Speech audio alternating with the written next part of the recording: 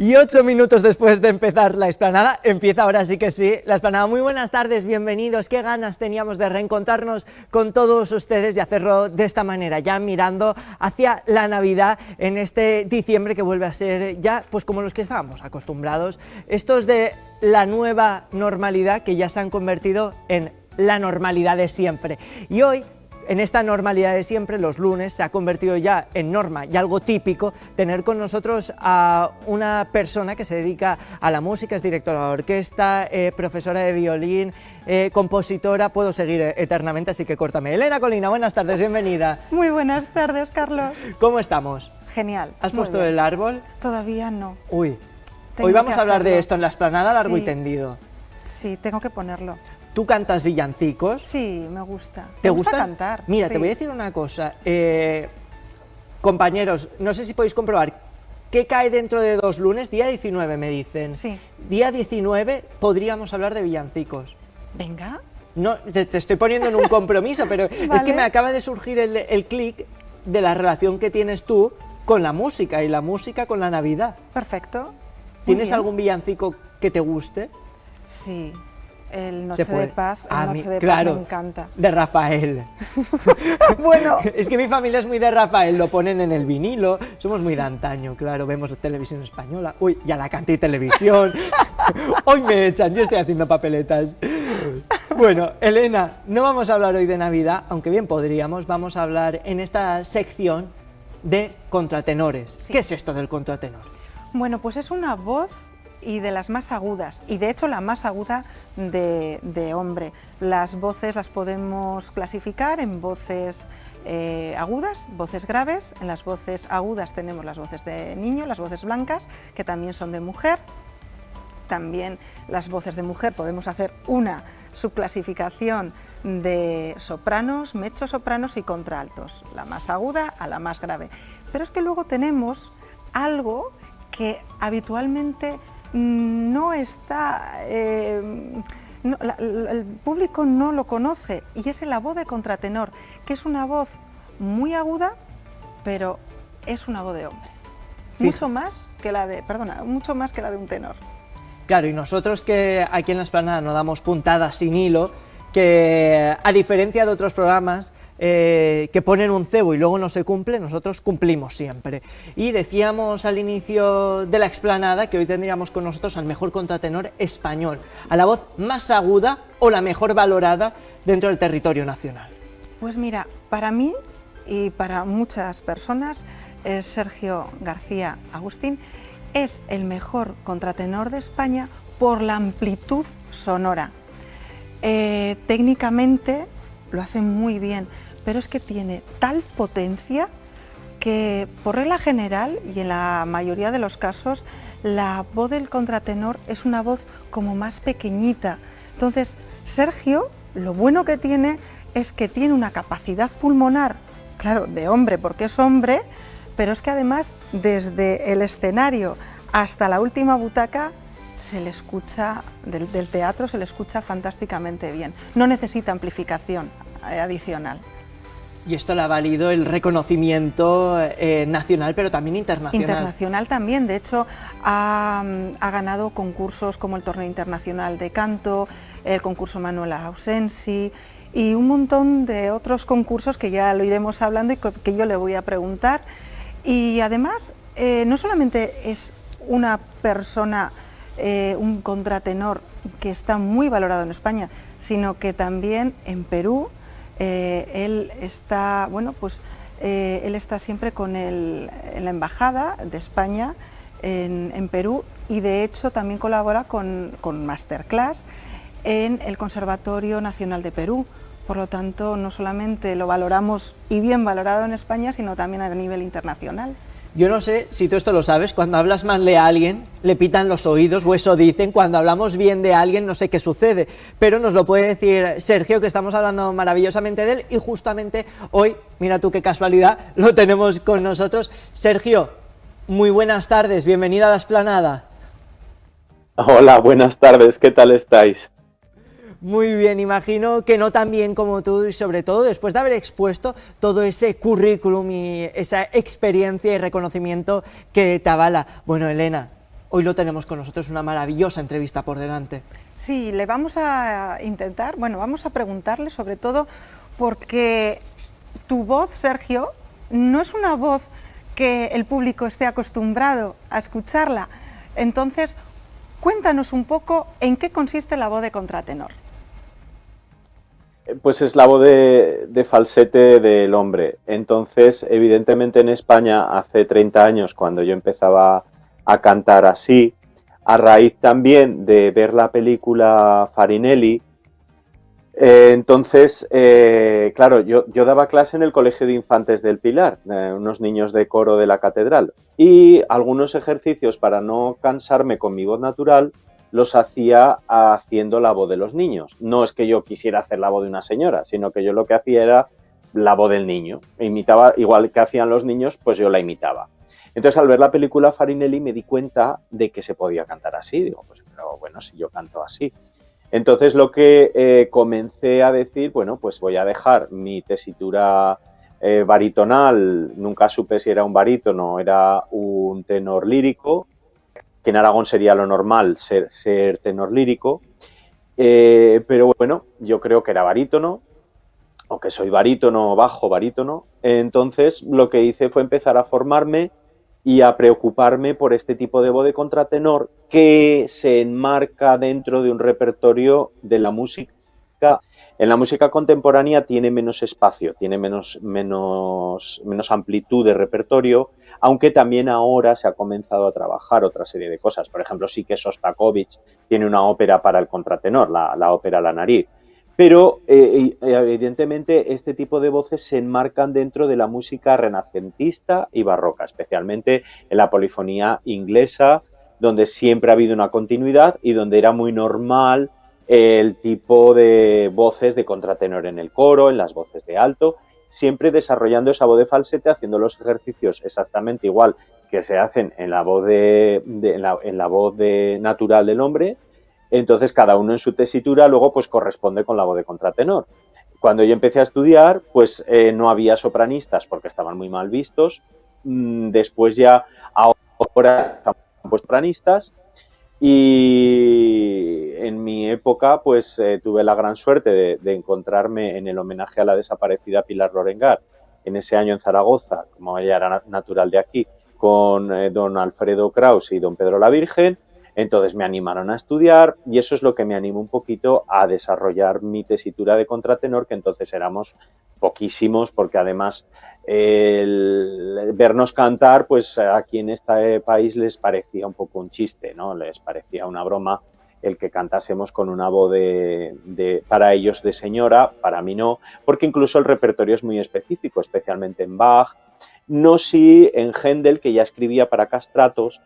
Entonces nosotros sí que hemos asumido un poquito ese rol de los papeles que escribían para sus castrados, como en la ópera de Händel, por ejemplo, es el más representativo, que entonces sí que nosotros hemos usurpado un poquito el terreno del castrado, que entonces nosotros los papeles de los diferentes personajes y de los diferentes castrados que había en la época, como puede ser Caffarelli, Farinelli, Senesino. Entonces nosotros hemos suplantado un poco eso y entonces así nos podemos dar un poco la idea la aproximativa de cómo podrían sonar más o menos en esa época, aunque siempre es una idea aproximativa, porque evidentemente sí que es cierto que hay algunos hombres que no han hecho algunos cambios fisiológicos y entonces su laringe no se ha terminado de desarrollar y entonces su voz es muy atiplada y más o menos nos hacemos la idea de cómo podría sonar en esa época la voz. Pero vamos, lo que hemos hecho ha sido estudiar y no dejar de estudiar. Casi me sacáis los colores con eso del mejor contratenor de España. Madre mía. Y Sergio, ¿qué complejidad tiene precisamente todo esto de ser contratenor? A ver, complejidad académica, que no en todos los sitios se puede aprender y se puede desarrollar la especialidad de música antigua. Por desgracia, y más ahora después de todo lo que hemos atravesado con la pandemia, etcétera, la cultura y la educación no ocupan un papel relevante y primordial en nuestra sociedad. Entonces sería muy conveniente el darle un vuelco, pero un vuelco de volantazo, porque ahora sí que en Atocha, en Madrid, en el Real Conservatorio de Atocha, se puede estudiar música antigua, en Barcelona, pero necesitamos espacios y sitios muy determinados donde haya especialistas en esta materia. Entonces, primero, complejidad educacional de encontrar el sitio adecuado con las personas adecuadas. Luego, el tipo de estudios que hay que realizar de músico, como un músico normal, con una amplitud de asignaturas, de materias, pero además vocalmente tenemos que saber que nos tenemos que enfrentar pues, a un repertorio que está lleno de coloraturas, de agilidades, de pianísimos, como bien se hace cuando se arma un repertorio, áreas de portamento, donde pueden ser unas áreas de lucimiento de pianísimos, de áreas con unos lentos, con unos largos, pero también con unos prestos prestísimos y con las coloraturas, que evidentemente eso necesita mucha gimnasia, porque además de cantar, nosotros somos completamente unos atletas. Digamos, es hacer deporte para tener el cuerpo tonificado, sobre todo toda la zona del core, del psoas, para soportar toda la columna de aire, que el diafragma funcione, esté sanísimo, vigilar muchísimo la garganta con el otorrino de turno, que cada uno.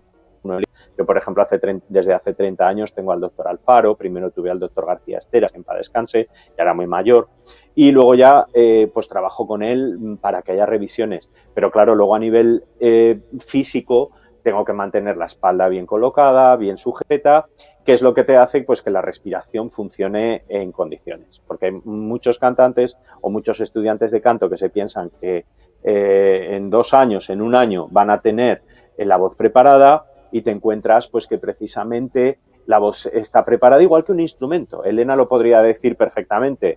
Un instrumento no se hace en 1 año, ni en 2, ni en 3, ni en 4.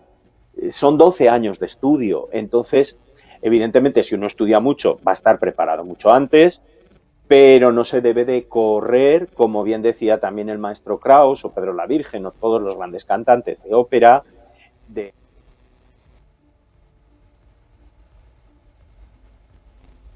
preparación musical y músculo musical estén, como un bailarín, estén preparados perfectamente con unos años, con un espacio de tiempo, que es lo que va a hacer que luego la voz funcione y se mantenga y se elongue en el tiempo, sea duradera, porque claro, no vas a preparar una voz o un violinista o un pianista para que dure luego 3 años y luego se nos machaquen los brazos o la postura o un guitarrista para que se quede con la espalda doblada.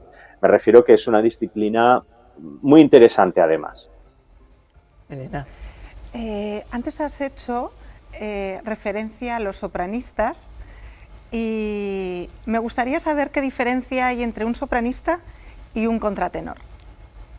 Pues mira, precisamente me estáis oyendo hablar. Mi voz hablada es un bajo barítono bajo, no soy un tenor. Un sopranista sería un tenor ligero que canta con falsete y que su voz es precisamente casi sin armónicos, lo cual le hace cantar, por ejemplo, las arias para Farinelli. Farinelli era una voz muy aguda, incluso hay un libro donde están las arias de Farinelli, que ya no es que tuviera mucha extensión vocal, que la tenía, sino que un sopranista sería un que canta un registro muy agudo porque su propia voz hablada, voz natural, sería pues de un tenor lírico ligero preferentemente. Entonces, prácticamente hay voces que cuando ya empiezas a trabajarlas o les haces algún ejercicio de vocalización, te pueden llegar después del do 5 al re, al mi, incluso al fa, que ya es un límite de la voz del hombre muy tal porque sus cuerdas pues son pequeñitas. Entonces, ese es el sopranista. El repertorio es diferente. Lo que pasa es que, ¿qué sucede en el repertorio? Pues que a veces somos muy ortodoxos y nos ponemos a cantar cosas que no nos corresponden. El sopranista no le queda otra mención que o cambia la voz de pecho mientras está cantando para hacer unas notas graves, porque nosotros tenemos que precisamente, otra de las cosas del contratenor, pues nosotros, si este es el do central, tenemos que tener un repertorio también tenemos que tener unas notas graves para afrontar repertorios, un sol, un la, un si, que a veces se cambia la voz de pecho, dependiendo de la época, de las circunstancias, de lo que se está cantando. Entonces, claro, oír a una persona que está cambiando constantemente porque no llega y le roza la voz es un poco desagradable y feo. Entonces, el sopranista, muy agudo, agudísimo, y con una voz casi infantil.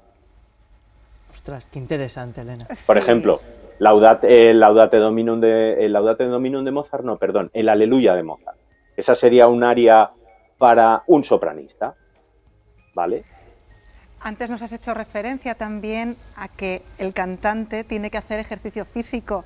Yo sé que tú lo haces, pero es que además aprendiste y estudiaste danza. Y me gustaría saber cómo has compaginado el canto con la danza. Bueno, pues era un poco porque el ejercicio que se hace en danza es muy similar o muy parecido, no el baile, porque yo no he bailado. Lo que he hecho ha sido la barra, que es lo que realmente interesa.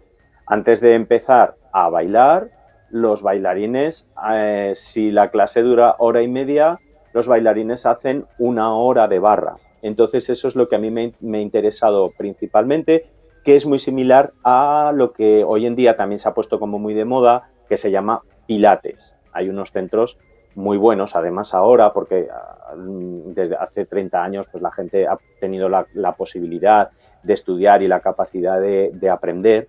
Y entonces, ¿qué se hace? Pues estirar y que la musculatura esté flexible, porque lo mismo que la garganta o que el estudio de cualquier instrumento, la flexibilidad del muscular es lo que nos hace prolongar la voz y poder estar dispuestos a afrontar un repertorio.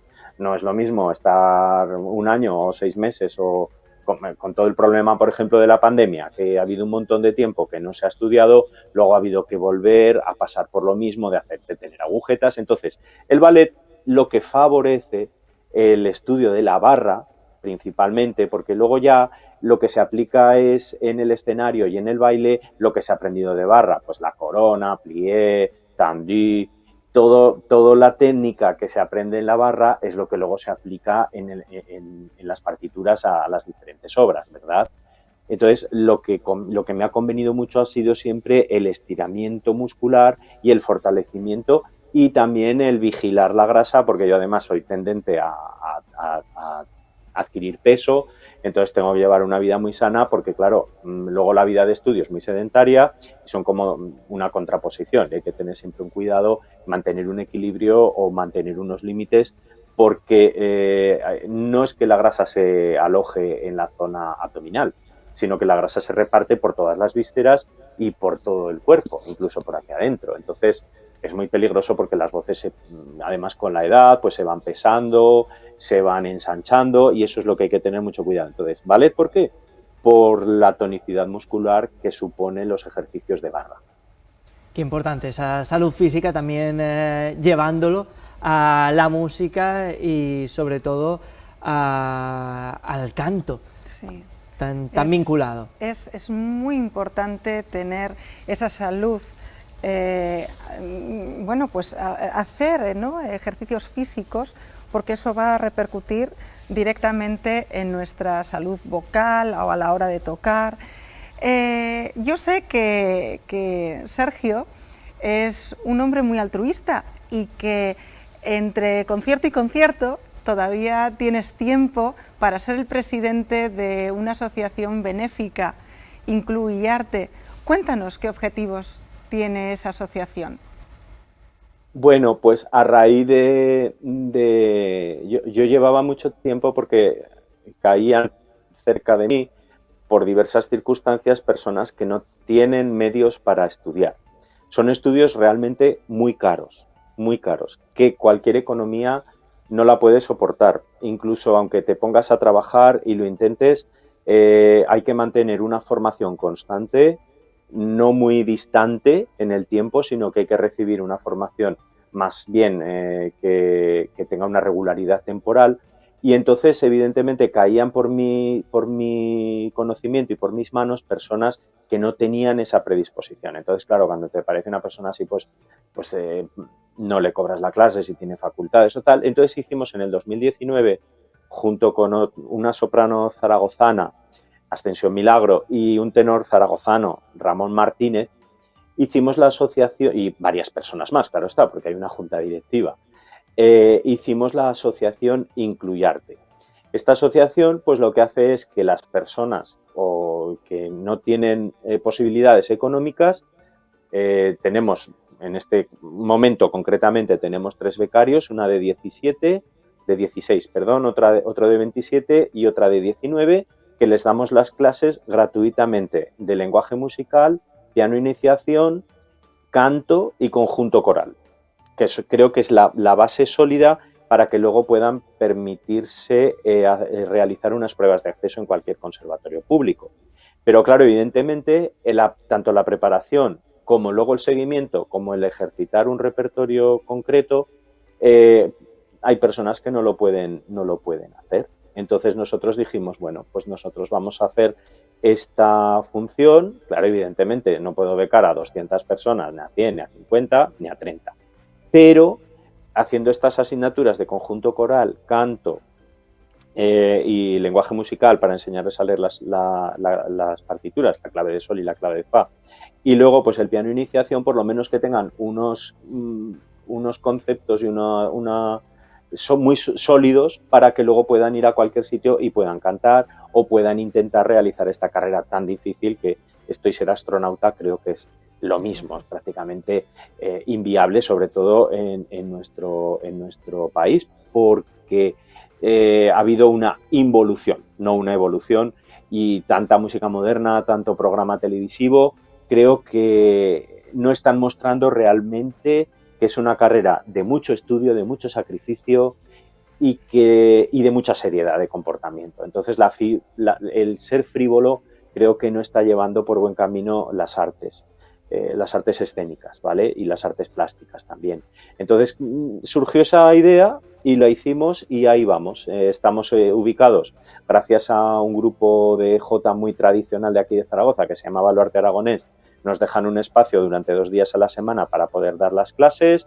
Entre todos hemos comprado un piano vertical, ahora tenemos que comprar un piano eléctrico, y la parroquia de San Juan de la Cruz, donde hacemos la asignatura de conjunto coral, que ahora el 30 de diciembre haremos el concierto de Navidad con obras desde el siglo XVII, XVIII, XIX y XX.